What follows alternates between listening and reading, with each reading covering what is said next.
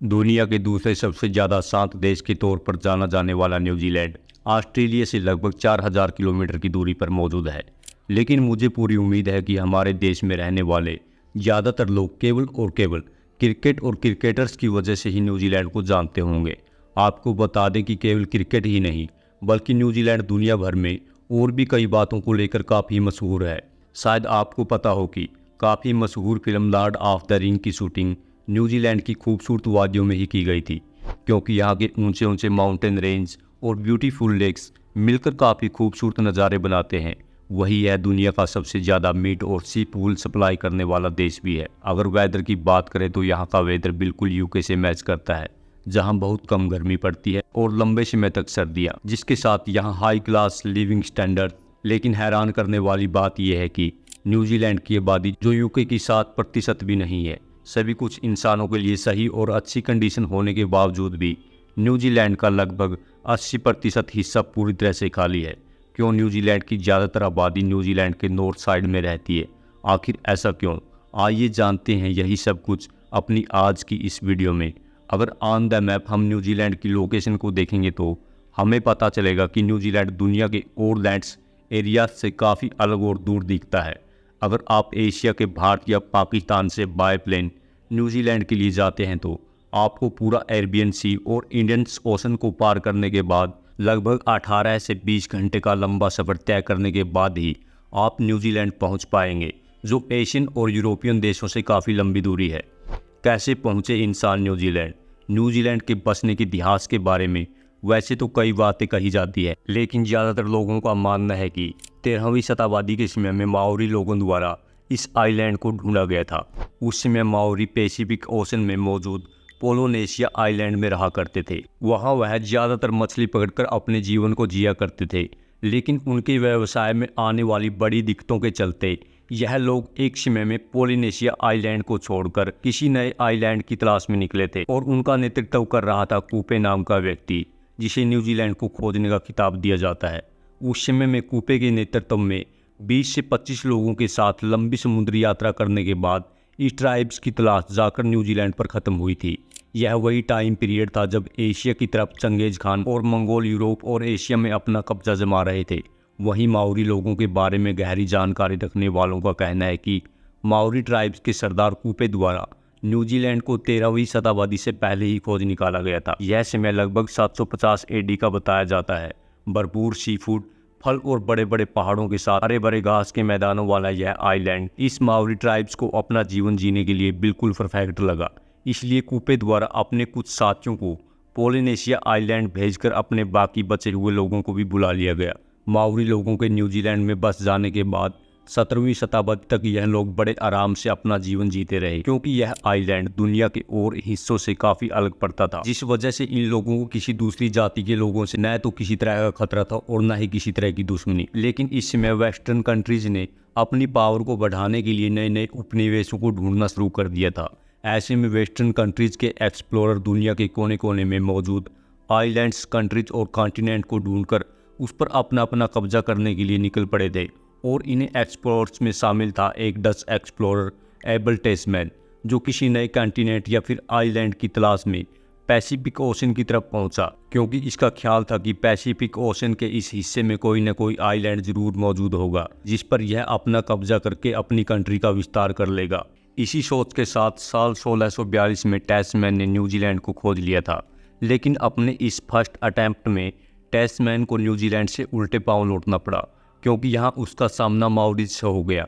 उसके बाद एक ब्रिटिश ऑफिसर जेम्स कुक 1769 में न्यूजीलैंड पहुँच गया, लेकिन इस बार भी माओरी लोगों ने इन ब्रिटिश ऑफिसर का बहादुरी से सामना किया, लेकिन इन ब्रिटिश का सामना करने में कई माओरी लोग मारे गए। इसके बावजूद भी जेम्स कुक को हार कर वापस लौटना पड़ा, लेकिन जेम्स कुक ने यहाँ पर समझदारी दिखाते हुए इस पूरे सफ़र का एक डिटेल मैप तैयार किया, जिसकी सहायता से 18वीं सदी में यूरोपियंस इस आइलैंड तक फिर से पहुँचे।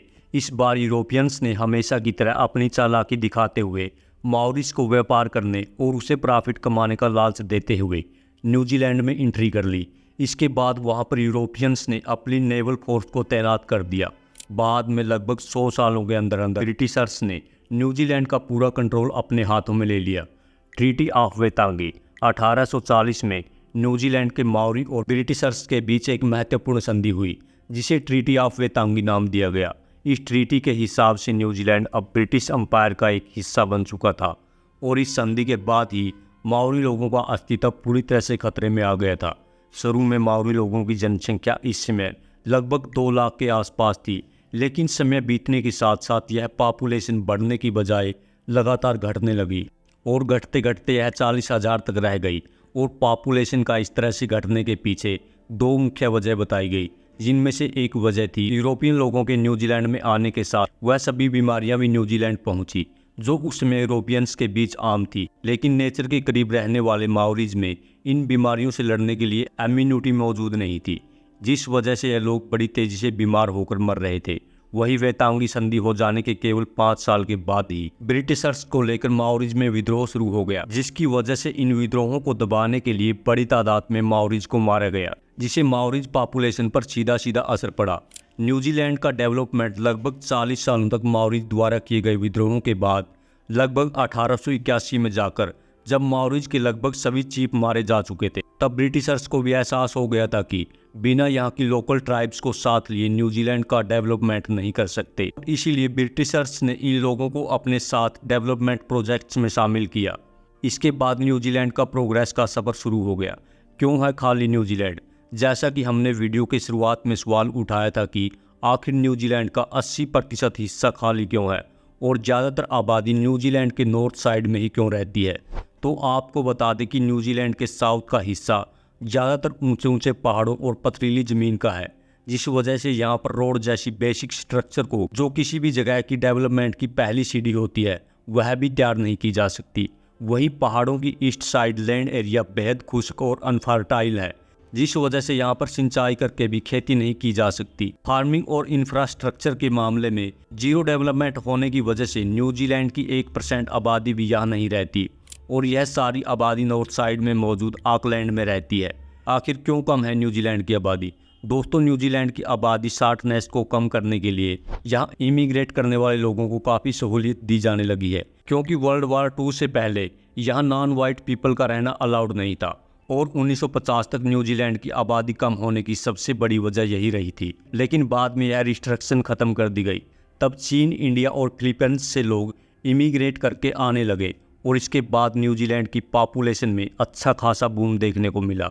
आज न्यूजीलैंड में रहने वाली आबादी के लगभग 27% लोग इन्हीं एशियन कंट्री से इमिग्रेट पीपल है और यह पीपल ज़्यादातर ऑकलैंड और उसके आसपास के शहरों में रहते हैं और इसलिए न्यूजीलैंड की यह जगह इस समय मोस्ट अफोर्डेबल सिटी बनी हुई है, जिस वजह से यहाँ पर लैंड सप्लाई काफ़ी कम रह गई है और यहाँ की गवर्नमेंट लोगों को यहाँ से वाईकाटो में शिफ्ट होने के लिए $8,000 की ग्रांट भी दे रही है। दुनिया का नंबर 1 मीट सप्लायर देश।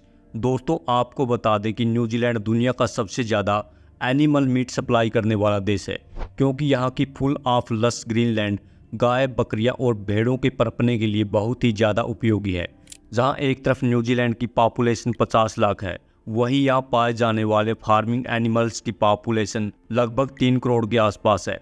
इसलिए यह देश दुनिया का सबसे ज़्यादा मटन सप्लायर देश है। दोस्तों, आपको बता दें कि यहाँ से मटन दुनिया भर के देशों में एक्सपोर्ट किया जाता है और इसी मटन सप्लाई से साल 2019 में न्यूजीलैंड ने लगभग $40 बिलियन का रेवेन्यू कमाया था, जो आज अपने आप में एक बड़ी बात है। तो दोस्तों, आज की इस वीडियो में न्यूजीलैंड से जुड़ी यह जानकारी आपको कैसी लगी, हमें कमेंट में बता दीजिए। साथ ही साथ ऐसी और इंटरेस्टिंग और नॉलेज से भरी वीडियो देखने के लिए हमारे चैनल को सब्सक्राइब कीजिए, वीडियो को लाइक और शेयर करना न भूलिए। मिलते हैं आपको अगली वीडियो में, तब तक के लिए गुड बाय।